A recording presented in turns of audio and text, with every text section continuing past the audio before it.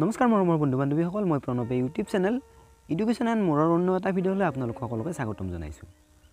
মৰমৰ বন্ধু বান্ধৱীসকল, আজি মই লৈ আহিছোঁ আপোনালোকৰ মাজলৈ নৱকান্ত বৰুৱাদেৱৰ জীৱনী। তেতিয়াহ'লে আহকচোন পলম নকৰি আজিৰ ভিডিঅ'টো আৰম্ভ কৰোঁ। আৰু তাৰ আগতে আপোনালোকলৈ এটা অনুৰোধ, মোৰ চেনেলটো যদিহে ছাবস্ক্ৰাইব কৰা নাই তেতিয়াহ'লে ছাবস্ক্ৰাইব কৰি দিব আৰু কাষতে থকা বেল আইকনটো প্ৰেছ কৰি দিব, মই দিয়া এনেকুৱা ধৰণৰ তথ্যমূলক বিভিন্ন ধৰণৰ ভিডিঅ'সমূহ নিয়মিতভাৱে পাই থাকিবলৈ। নৱকান্ত বৰুৱা একেৰাহে প্ৰতিযোদ্ধা কবি, ঔপন্যাসিক, শিশু সাহিত্যিক, গীতিকাৰ, অভিধান ৰচোতা, চিত্ৰকৰ আৰু শিক্ষাবিদ ৰূপে জনজাত। নৱকান্ত বৰুৱাই তেওঁৰ সাহিত্যৰ মাজেৰে শান্তি, ঐক্য আৰু প্ৰেমৰ বাণী কঢ়িয়াই আনিছে। তেওঁ বুদ্ধৰ আদৰ্শ আৰু দৰ্শনেৰে বিশেষভাৱে প্ৰভাৱান্বিত। অসমীয়া ভাষাৰ সাহিত্যলৈ আগবঢ়োৱা তেওঁৰ বৰঙণিৰ বাবে জীৱিত কালতে তেওঁ আমাৰ সাহিত্যত প্ৰবাদ পুৰুষ আখ্যায়িত হৈছে। বিশ্বমৈত্ৰীত গুৰুত্ব দিয়া বৰুৱাদেৱে কৈছিল, মই স্ৰষ্টা সেই প্লাৱনৰ, মই মেঘ সেই শ্ৰাৱণৰ, মই যে ৰাৱণ, মই কালৰ স্নাতক, মই যে ৰাৱণ, মই প্ৰেমতী প্ৰেমৰ সাধক, মই যে ৰাৱণ, মই কাব্যাতীত কাব্যৰ পাঠক, মই যে ৰাৱণ, মই ক্লান্তদৰ্শী বিশ্বপ্ৰবাহৰ। নৱকান্ত বৰুৱাদেৱৰ জন্ম আৰু বংশ পৰিয়াল। আহোমৰ দিনত নগাঁৱৰ কলিয়াবৰৰ আৰু দৰঙৰ চতিয়া অঞ্চলক সৰঙী বোলা হৈছিল। এই অঞ্চলত বাস কৰা বৰুৱাসকল আছিল সৰঙী বৰুৱা। ইংৰাজৰ শাসনকালত সৰঙী বৰুৱাৰ পৰিয়ালটো নগাঁৱৰ পুৰণিগুদাম অঞ্চললৈ উঠি আহে। এই সৰঙী বৰুৱা পৰিয়ালেই নৱকান্ত বৰুৱাৰ পূৰ্বপুৰুষ। নৱকান্ত বৰুৱাদেৱৰ জন্ম হৈছিল 1926 চনৰ 29 ডিচেম্বৰত গুৱাহাটীত।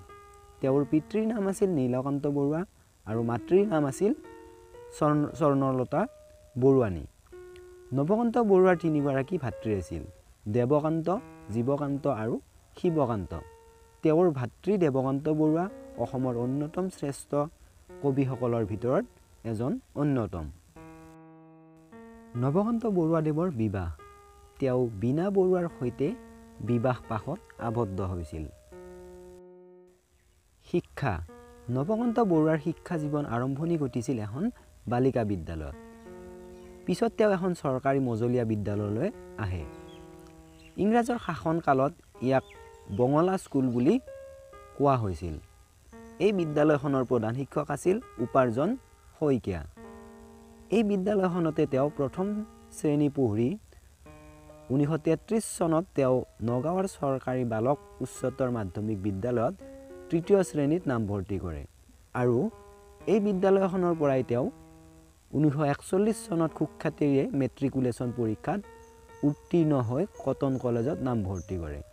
কিন্তু স্বাস্থ্যজনিত কাৰণত কটনৰ ছাত্ৰ জীৱন ইমানতে অন্ত পৰে। 1943 চনত তেওঁ উচ্চ শিক্ষাৰ বাবে কলিকতাৰ শান্তিনিকেতনলৈ যায়। শান্তিনিকেতনত পঢ়ি থাকোঁতেই দেউতাকৰ মৃত্যু হোৱাত তেওঁৰ BA পৰীক্ষাৰ ফিজৰ দায়িত্ব লয় অধ্যক্ষ অনিল চন্দ্ৰ বৰুৱাই। 1947 চনত তেওঁ কলিকতা বিশ্ববিদ্যালয়ৰ পৰা বুৰঞ্জী, বঙলা ভাষা, অসমীয়া আৰু ইংৰাজী বিষয়ত অনাৰ্ছসহ স্নাতক পৰীক্ষাত উত্তীৰ্ণ হয়। তেওঁ 1953 চনত উত্তৰ প্ৰদেশৰ আলিগড় মুছলিম বিশ্ববিদ্যালয়ৰ পৰা স্নাতকোত্তৰ ডিগ্ৰী লাভ কৰে। শান্তিনিকেতনত পঢ়ি থাকোঁতেই তেওঁ কিছুদিন কলা ভৱনত চিত্ৰকলাও শিকিছিল। নৱকান্ত বৰুৱাদেৱৰ কৰ্মজীৱন। উত্তৰ প্ৰদেশৰ শিকোহাবাদত অৱস্থিত AK মহাবিদ্যালয়ত শিক্ষকতা বৃত্তিৰে নৱকান্ত বৰুৱাই তেওঁৰ কৰ্মজীৱন আৰম্ভ কৰিছিল। কিছুদিন তাত শিক্ষকতা কৰাৰ পাছত তেওঁ যোৰহাটৰ জগন্নাথ বৰুৱা মহাবিদ্যালয়ত অধ্যাপক হিচাপে যোগদান কৰে। 1954 চনত তেওঁ গুৱাহাটীৰ কটন মহাবিদ্যালয়লৈ বদলি হৈ আহে আৰু তাৰ পৰাই তেওঁ 1984 চনত উপাধ্যক্ষ ৰূপে অৱসৰ গ্ৰহণ কৰে। ইয়াৰ মাজতে তেওঁ 1964 চনৰ পৰা 1967 চনলৈ 3 বছৰ কাল অসম চৰকাৰৰ মাধ্যমিক শিক্ষা পৰিষদত ইংৰাজী শিক্ষা বিষয়া ৰূপেও কাৰ্যনিৰ্বাহ কৰিছিল। বৰুৱাদেৱৰ সাহিত্য কৃতি। নৱকান্ত বৰুৱাক অসমীয়া আধুনিক কবিতা নৱজাগৰণ বুলি গণ্য কৰা হৈছিল। তেওঁৰ লিখাবোৰ আছিল সেই সময়ৰ পৰিপ্ৰেক্ষিতত অতি সমসাময়িক। তেওঁ দ্বিতীয় বিশ্বযুদ্ধৰ সময়ত কবিতাৰে নিজৰ কেৰিয়াৰ আৰম্ভ কৰিছিল। তেওঁ আছিল একাধাৰে কবি, উপন্যাসিক, নাট্যকাৰ, শিশু সাহিত্যিক, গীতিকাৰ, অনুবাদক আদি। তেওঁ লিখা কবিতা পুথিসমূহ হ'ল হে অৰণ্য হে মহানগৰ, জ্যোতি আৰু কেইটামান স্কেচ, এটি দুটি 11টি তৰা, ৰত্নাকৰ, ৰাৱণ, সূৰ্যমুখীৰ অংগীকাৰ, মোৰ আৰু পৃথিৱীৰ, এখন স্বচ্ছ মুখাৰে, দলঙত তামিঘৰা, সম্ৰাট, নিৰ্বাচিত কবিতা। তেওঁৰ একমাত্ৰ গীতৰ সংকলনটো হৈছে মনৰ খবৰ।